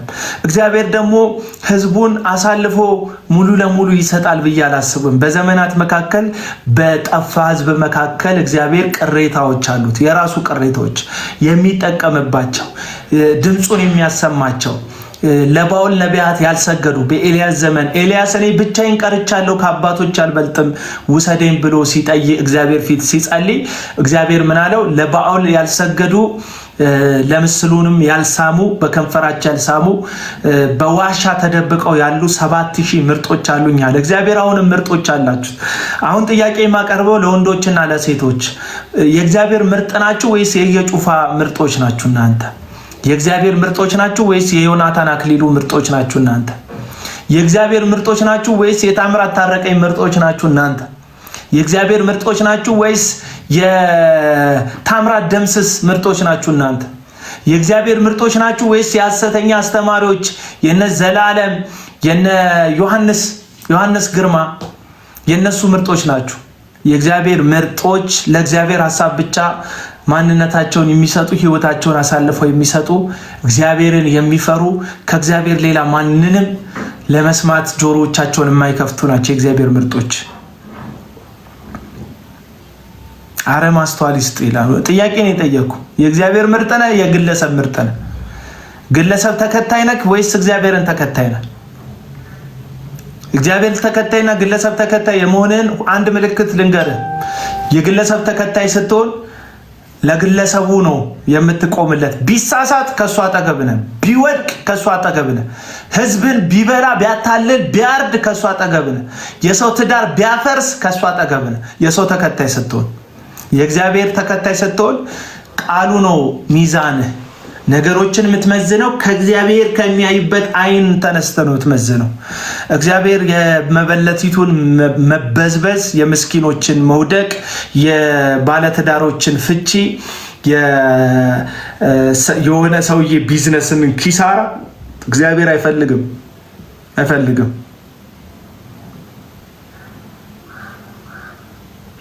አቤል አንዳንዴ ትክክለኞችን ስትነካ የእናንተ ትክክለኛ መመዘኛ ምንድን ነው? የኔ ስህተተኞች መመዘኛቸው የእግዚአብሔር ቃል ነው። ተፈተነው ወድቀዋል፣ ተጋብተዋል። ብርሃን ከጨለማ ጋር ሙሽራና ሚዜ ነኝ እያለ ነው። ብርሃንና ጨለማ በዚህ ሰዓት ላይ በእርግጥ ብርሃንና ጨለማ እኮ አይጋቡም። ልክ ነኝ የሚሉ ሰዎች ማን ያልሳተ አለ? በኢትዮጵያ ወንጌላውያን ታሪክ እኮ ሁሉም ስቷል። ርዕቱ ትምህርት ያስተምሩናል የምንላቸው እነ ማሙሻ ፋንታ፣ ርዕቱ ትምህርት የሚያስተምሩን እነ ሰለሞን አበበ፣ ርዕቱ ትምህርት የሚያስተምሩን እነ ንጉሴ ቡልቻ ካውንስል የሚባል እኮ ካውንስል አቋቁመውብናል። ከዛ የለውበትም ከደሙ ንጹህ ነኝ ብለውናል። ትናንትና ለወንጌል መከራ ዋጋ ከፈሉ ያልናቸው ትናንትና ስለ ወንጌል ዋጋ ከፈሉ ያልናቸው እነ መጋቢ ጻድቅ እኮ በህብረት ቁጭ ብለው የወሰኑትን ውሳኔ ሰው መንፈስ ነው ብሎ የሚያስት አሳች ጋር ሄደው ህብረት አድርገዋል። ስለ ግል ድካም አላወራንም ወዳጆች፣ ስለ ግል ድካም አላወራውም። እዚህ ጋር እንድታስተውሉት የምፈልገው ስለ ግል ድካም አላወራውም። አንድ ሰው በግሉ ቢወድቅ እግዚአብሔር እጁን ዘርግቶ ያነሰዋል። አንድ ሰው በግሉ ቢደክም እግዚአብሔር መንፈሱን ሳይሰፍር ሰጥቶ ያበረተዋል፣ ያነቃቀዋል። እግዚአብሔር የሳተውን ይመልሰዋል። እግዚአብሔር ከአሳቾች ጎን ግን አይደለም። አሁን እኔ ስለ ሳቱ ሰዎች አይደለም እየተናገርኩ ያለሁት፣ ስለደከሙ ሰዎች፣ ስለወደቁ ሰዎች አይደለም እየተናገርኩ ያለሁት፣ ስለሚያስቱ ሰዎች። አሳች ዲያብሎስ ነው። የዲያብሎስን ስራ በኮንትራት ስለሚሰሩ ሰዎች ነው እያወራሁልክ ያለሁት። አንዱ እዩ ጩፋ ይባላል። አቤላ ቢዝነስማን። አንዳንድ ሰው በጣም የሚያሳስበው የኔ ቲክቶክ ላይ አበባ ምናምን ማየት ነው። ዛሬው 607 እንትን ተሰጥቶኛል። 17 ሰዎች ጊፍት አድርገውኛል። 17 ሰዎች ፎሎ አድርገውኛል። 677 ዳይመንድ ተሰጥቶኛል። በስማም ባለጸጋውኛለሁ። አንተ ህይወቴ በጣም ተለውጧል። የዛሬ ወር የቤት ኪራይ በዚህ ነው የሚቻለው። ብራዘር በጣም በቃ የጊፍት ጉዳይ የሚመስላችሁ ሰዎች ታስቡ፣ ውሰዱት። ያሁኑ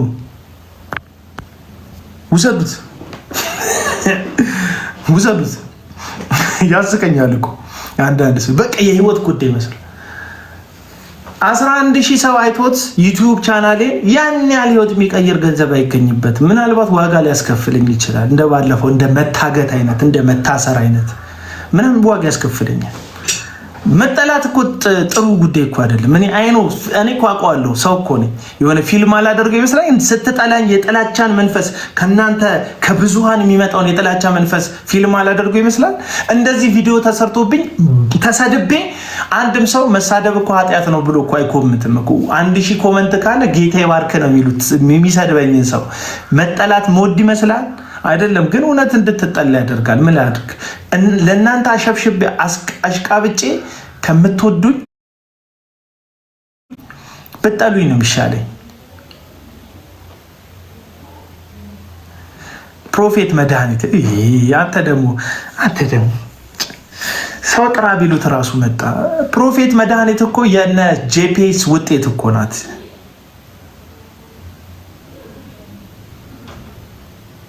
እሺ ዳንዬ፣ እና ፕሮፌት መድኃኒት እኮ የነ ጄፒኤስ ውጤት ናት። ትልቅ ነብይ ያደርግሻለሁ፣ ወደ ውጭ ልክሻለሁ አላት። እሷም እግዚአብሔር ይመስገን ልክ እንደ አንዳንድ መዝሙራቸው 3 አልበም 3 ሚስት እንዳላቸው ዘማሪዎቻችን 3ኛ ትዳር ላይ ደርሳለች። እንግዲህ እግዚአብሔር ይመስገን። ማንም ሀይባ የለውም። አላየም። መድረኳ ላይ ቆሙ በውሃ ውስጥ ሄደናል አላሰጠመንም፣ ይገርማል ይላል ዘማሪ። ሄዱ ምን እያላት ነው? በትዳሩ ውስጥ ሄደናል አላሰጠመንም፣ ይገርማል። በሁለተኛውም አልፈናል አላሰጠመንም፣ ይገርማል። እኔ በጣም የሚገርመኝ ነገር በቃ የሐሰተኛ ማንነት ይሄ ነው። ልነግራችሁ ፈልጌ ይሄ ነው የሐሰተኞች ማንነት።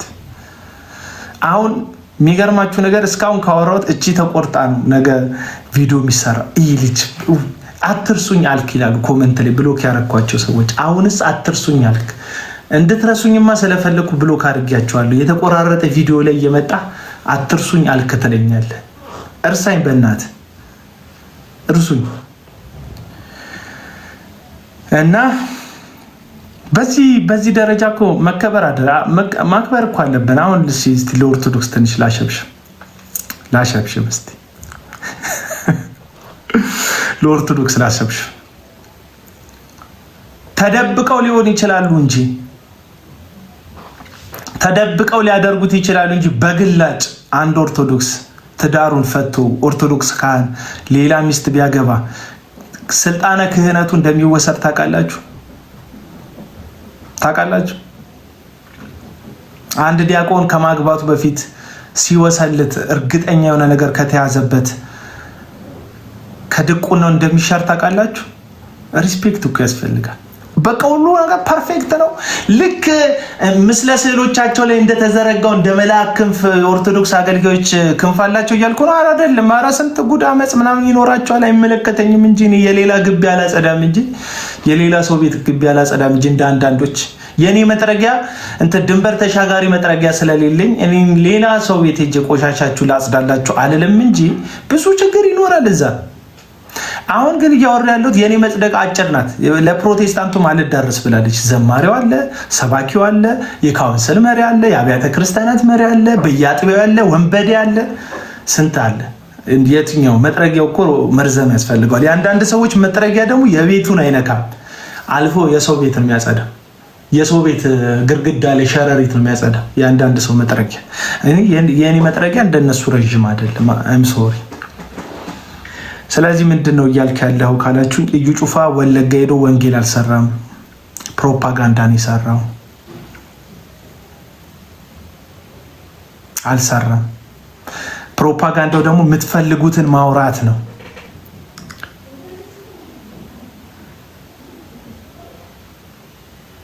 የምትፈልጉት አንድ ቪዲዮ ልጋብዛችሁ።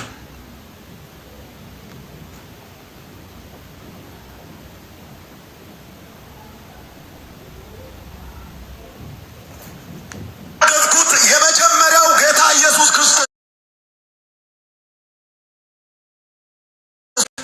ያው ንጽጽሩን ስሙት። እዚህ ጋር ደግሞ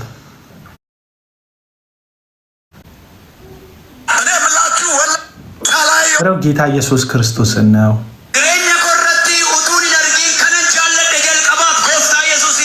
ሁለተኛው ሳላይ የወደድኩት ወለጋን ነው።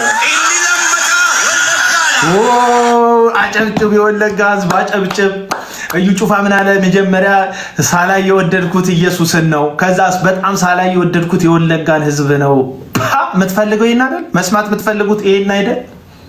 ይሰጧችኋል ነው ፍላጎቶቻችሁ። የምትፈልጉት ይሰጣችኋል፣ የሚፈለገው ይወሰድብሃል። አሁን ዘብ ኮመንት ላይ ይውማል። የኦሮሞ ልጆች ለዩ ጩፋ ደግፈው ኮመንት ላይ ካልተሟገቱለት ዝም ብላችሁ ይውትማ። በቃ ምንድነው ታርጌቱ? ነው ምንድነው ታርጌቱ? ወንጌል እናንተ ማሞጋገስ ነው። የወለጋን ህዝብ ማሞገስ አይደለም ወንጌል። የአማራ ህዝብን ማሞጋገስ አይደለም ወንጌል። የትግራይን ህዝብ ማሞጋገስ አይደለም። ለፍትህ ለምን አይቆምም? በወለጋ ውስጥ የሞቱ ሰዎች እኮ ደም አለ እኮ።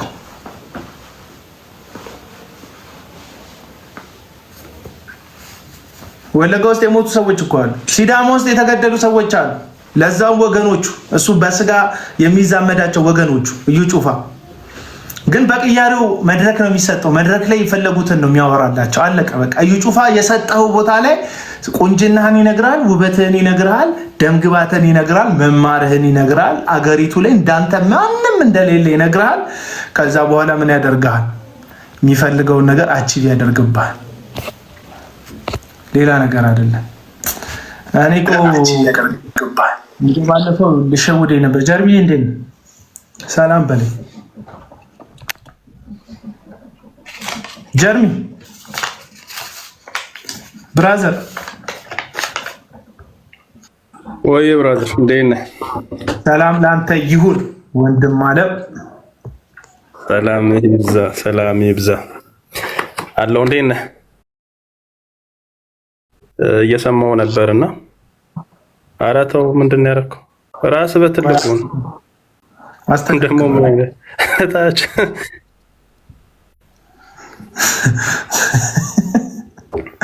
ያምራል።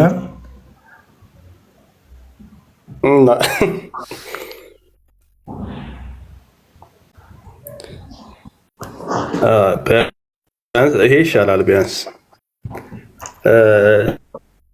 እዩ ጩፋ የሰራውንም ቪዲዮ አይቼዋለሁ። አሁንም ስታወራ እየሰማው ነበር እና በእርግጥ ወንጌል ሰባኪ ስላልሆነ ወንጌል ሰባኪ የሆነ ቦታ ሲሄድ ምን ይሰብካል የሚለውን ለእዩ ጩፋ መናገር አግባብ ነው ብዬ አላስብም። ሲጀምር ወንጌል ሰባኪ አይደለም። ግን ለሚሰማው ህዝብ ግን የወንጌልና የፖለቲካ ፕሮፓጋንዳ ልዩነት በጣም ግልጽ አድርጎ ማሳየት ግን ያስፈልጋል። ወንጌል የያዘ ሰው ወደ ሆነ ማህበረሰብ ሲሄድ የሆነ ቦታ ላይ ሲሄድ የወንጌል መልእክቱ እናንተ በጣም ጻድቆች ናችሁ፣ በቃ ክንፍ ነው የቀራችሁ ምናምን የሚል አይደለም። የወንጌል መልእክት ጻድቅ የለም አንድስ እንኳን ነው። በቃ ምንም ጻድቅ የለም። ኃጢአተኛ ናችሁ። አንድ ጸጋ ያስፈልጋችኋል። የእግዚአብሔር ምሕረት ያስፈልጋችኋል። ከዛ ኃጢአታችሁ በንስሐ መንጻት አለባችሁ። የወንጌል መልእክት ይሄ ነው። ኃጢአተኛ ለሆነ ህዝብ፣ ኃጢአተኛ ለሆነ ሰው ሄደህ የምትነግረው ኃጢአተኛ ነህ፣ ኃጢአትህ በምንም ሊነጻ አይችልም፣ በምንም አይጠራም። የአንተ ኃጢአት የሚጠራው በክርስቶስ ኢየሱስ ደም ስትታጠብ ነው። ይሄ መድኃኒት ያስፈልግሃል ነው በቃ የወንጌላዊ መልእክተኛ። ገባ? ፖለቲካ ፕሮፓጋንዳ ግን ይዘህ ከሆነ ሄድከው ግን ለዛ ማህበረሰብ ኃጢአተኛ ነህ፣ አንተ በእጅ ደም አለ፣ አንተ አጥፍተሃል አይደለም የምትለው። አንተ በቃ ብርቱ ነህ፣ ጀግና ነህ፣ ጻድቅ ነህ፣ እንከን አልባ ነህ። ይሄ የወንጌል ሰባኪ ሳይሆን የፕሮፓጋንዳና የአዝማሪ የአሸርጋጅ ስራ ነው። ገባ? ሄደ የሆነ ማህበረሰብ ዘንድ ውበቱን፣ ቁንጅናውን፣ ማማሩን፣ የሴቶቻቸውን ስለ ቁንጅናቸው ጭራሽ ምናምን ሲያወራ ነበር። ይሄ የአንድ ፕሮፓጋንዳ ደግሞ ለምን እንደሚሰራ ታውቃለህ? አንድ ማህበረሰብ ውስጥ ሄደህ ፕሮፓጋንዳ የምትሰራው ያንን ማህበረሰብ በወሬ አማለህ ከዛ ከስር የምታልበው ሌላ የፖለቲካ ጥቅም ሲኖርህ ነው። ኦኬ፣ የፖለቲካ ጥቅም ሲኖርህ ነው። ወንጌል ሰባኪ ስትሆን አላማህ የመንግስቱ ወንጌል መስፋት ነው፣ ኢየሱስ መሰበኩ ነው። ከዛ በኋላ እውነትን ተናግረህ የሚመጣብህን መከራ ሁሉ ትቀበላለህ፣ የሚመጣብህን ፍዳ ሁሉ ትቋቋማለህ። ትጠላለህ፣ ትሰደባለህ፣ ትገረፋለህ። ከዛ ምድር ላይ እንደ ትቢያ ተደርገህ ተጥለህ ተረግጠህ ትወጣለህ። ግን የሰማይን እውነት ተናግረህ ወንጌልን ሰብከህ ኃጢአተኞች ናችሁ፣ በደለኞች ናችሁ፣ ብዙ ጥፋት አጥፍታችኋል፣ እግዚአብሔር በእናንተ አዝኗል፣ ስለዚህ ምን ያስፈልጋችኋል? ምሕረት ያስፈልጋችኋል፣ ንስሐ ያስፈልጋችኋል። እንደ ህዝብ አልቅሱ። ለዛ ህዝብ መባል የነበረበት እንደ ህዝብ ንስሐ ግቡ፣ በክርስቶስ ኢየሱስ ታደም ታጠቡ፣ ንጹ ብለው ነው ወንጌል ላይ የሚሰብከው። ሌላ ወንጌል ሰባኪ ወደ አንድ ምድር ሲሄድ፣ ወንጌል ሰባኪ ወደ አንድ ቦታ ሲሄድ ወንጌልን ይዞ የሄደ ሰው ህዝቡ እንኳን ጠላቴ ብሎ የያዘውን በቃ ባላንጣዬ ነው ጠላቴ ነው ብሎ የያዘውን ያንን አካል እንኳን እንዲወደው ይሰብክለታል። ጠላቶቻችሁን ውደዱ ነው የወንጌል አንዱ ድምፅ። ጠላቴ ብለህ ያዝከውን እንኳን እንድትወደው ነው የሚሰብክልህ። እዩ ጩፋ በፕሮፓጋንዳው ምንድን ነው ያደረገው? ለህዝቡ አንድ ጠላት ሰጥቶት ነው የወጣው።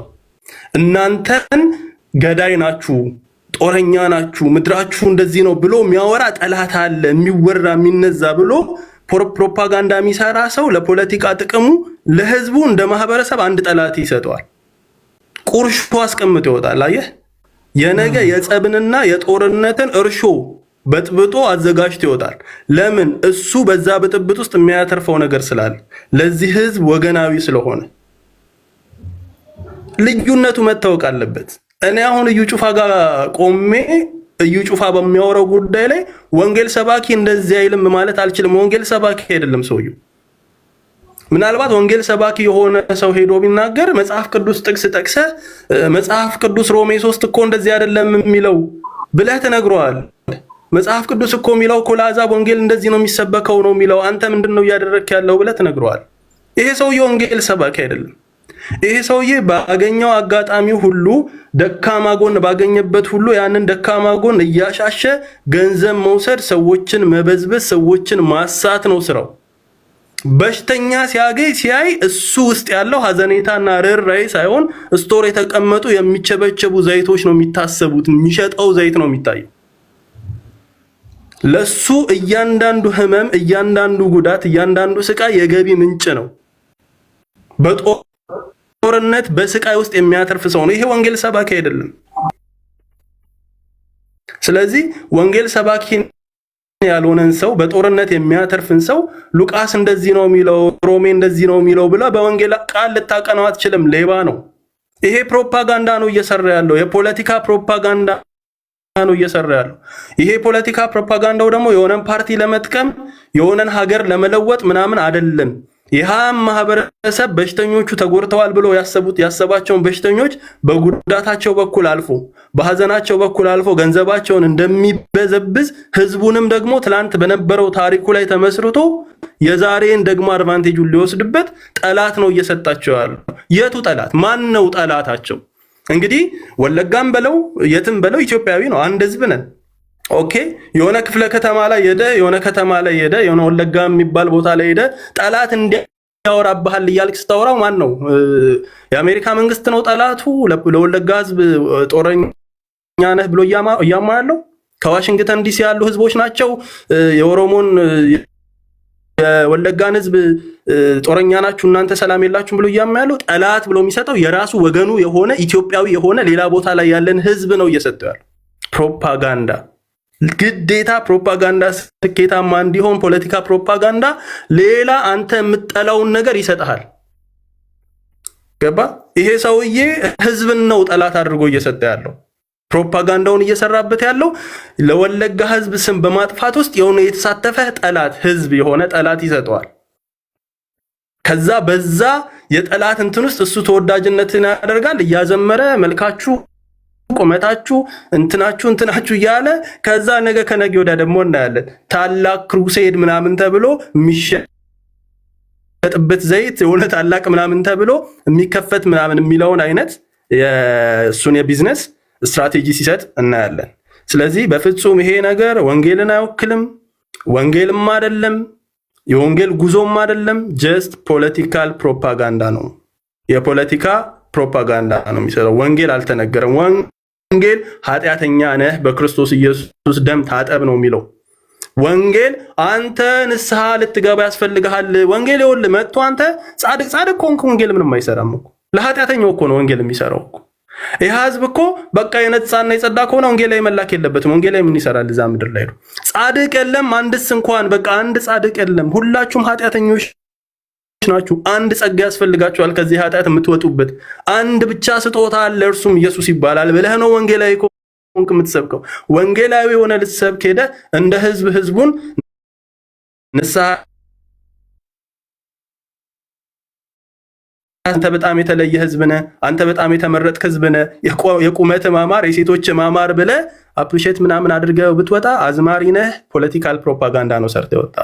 ስለዚህ እዩ ጩፋ በዚህ ጉዳዩ ላይ የሰራው የፖለቲካ ፕሮፓጋንዳ ወይም ደግሞ የአንድ የአዝማሪ ለሚለጠፍለት ብርና ለሚሰጠው እንትን አጭሩን ሰውዬ ሸንቃጣ ረጅም ወፍራሙን ሰውዬ ሸንቃጣ ብሎ የውሸት ግጥምና ስንኙን ደርድሮ እንደሚቀኝ አዝማሪ ነው ያዘመረው እንጂ ምንም አይነት የወንጌል ስታንድም የወንጌል እውነትም አልተናገረም። የወለጋ ማህበረሰብም ይሆናል ሌላም የትኛውም ማህበረሰብ በእንደዚህ አይነት ተኩሎች እንዳትበሉ ራሳችሁን ጠብቁ። ለእናንተ የሚያስፈልጋችሁ ጠላት ካላችሁ ጠላት ብላችሁ ያዛችሁት ማህበረሰብ ካለ፣ ጠላት ብላችሁ ያዛችሁት ህዝብ ካለ፣ ጠላት ብላችሁ ያዛችሁት ግለሰብ ካለ ጠላቶቻችሁን ውደዱ፣ የሚረግሟችሁን መርቁ የሚለው የወንጌል እውነት ነው የሚያስፈልጋችሁ እንጂ አዲስ ጠላት በነብይ በሚል ሰው እየተሰራ ጠላት አያስፈልጋችሁ። ያለን ብላችሁ የምታስቡትን ጠላት ውደዱ። የወንጌል መልእክት ይሄ ነው። ኃጢአተኞች ናችሁ፣ በብዙ ድካም ውስጥ አልፋችኋል። ለዛ ደግሞ መድኃኒት አለ፣ እርሱም ኢየሱስ ክርስቶስ ይባላል። ይሄንን ኢየሱስን ይሄንን የዓለምን መድኃኒት ተቀበሉ። ይሄ ነው የወንጌል ዓላማ። አጥርታችሁ ማየት ያለባችሁ። ማንም መጥቶ የፖለቲካ አጀንዳ ላያችሁ ላይ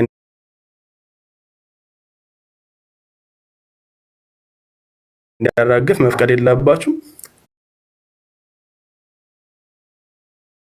አቤላ የተባረክ። ይሄንኑ እኮ ተናገር። ቆንጆ ነገር ነው።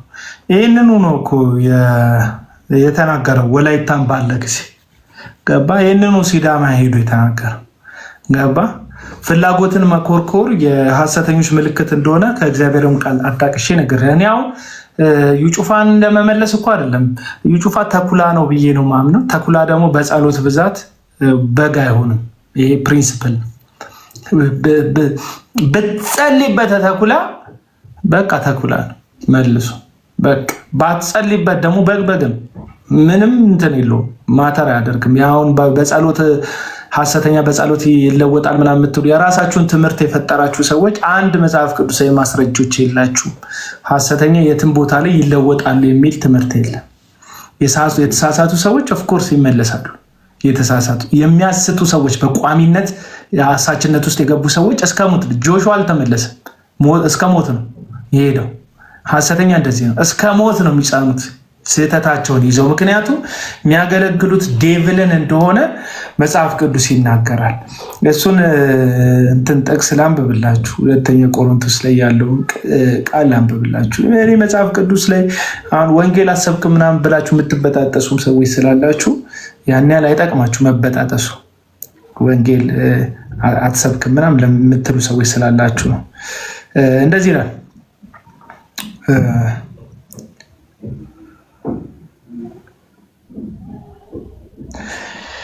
እሺ እንደነዚህ ያሉ ሰዎች ክርስቶስ ሐዋርያት እንዲመስሉ ራሳቸውን እየለወጡ ውሸተኞች ሐዋርያቶች ይላሉ። ሁለተኛ ቆሮንቶስ ምዕራፍ 11 ቁጥር 13 ማነበው። እንደነዚህ ያሉ ሰዎች የክርስቶስ ሐዋርያት እንዲመስሉ ራሳቸውን እየለወጡ ውሸተኞች ሐዋርያት፣ ተንኮለኞች ሰራተኞች ናቸው። ይህም ድንቅ አይደለም። አይገረማችሁም እያለ ያሉ ጳውሎስ። ይህም ድንቅ አይደለም። ለምንድን ነው ድንቅ ያለው ነው ስንል ሰይጣን ራሱ የብርሃንን መልአክ እንዲመስል ራሱን ይለውጣልና፣ እንግዲህ አገልጋዮቹም ደግሞ የጽድቅ አገልጋይ እንዲመስሉ ራሳቸውን ቢለውጡ ታላቅ ነገር አይደለም፣ ፍጻሜያቸው እንደ ስራቸው ይሆናል። አለቀ። ሰይጣን የብርሃንን መልአክ እንደሚመስል ራሱን ይለውጣል እንዲመስል። ሚካኤል ይጫወታል። ሰይጣን መጥቶ በሚያባብል ቃል የሚያወራ ሰውን ጥያቄ ምልክት ውስጥ አስገባ። ወንጌል አንተን ማባበያ አንተን ማማለያ አይደለም። ወንጌል ከሰማከው ህይወት። ለዚህ ነው ለሚሰሙን የህይወት ሽታ ለማይሰሙን ደግሞ የሞት ሽታ ነን የሚለው ጳውሎስ። በቃ ወንጌላዊ ሰባኪ፣ ወንጌል አገልጋይ መልእክቱ አንድ ነው። ሰው ኃጢአት ሰርቷል፣ ወድቋል፣ ከእግዚአብሔር ተለይቷል። በክርስቶስ ኢየሱስ ካመነ የዘላለምን ህይወት ያገኛል። ወንጌል መልእክቱ። ከዛስ ለማይሰማ ሰው የሞት ሽታ ነው መልእክቱ።